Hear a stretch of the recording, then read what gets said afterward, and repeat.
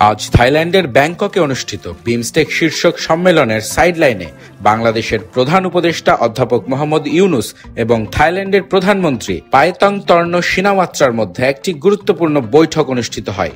এই বৈঠকের সময় বাংলাদেশ এবং থাইল্যান্ডের মধ্যে দুর্নীতি বিরোধী আন্তর্জাতিক সহযোগিতার জন্য একটি সমঝোতা স্মারক MOU স্বাক্ষরিত হয়।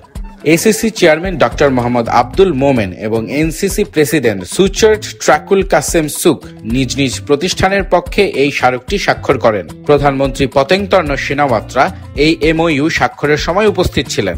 এ সময় বাংলাদেশের প্রধান উপদেষ্টা বলেন, এই MOU দুদেশের মধ্যে দুর্নীতি মোকাবেলায় শক্তিশালী সহযোগিতা নিশ্চিত করবে।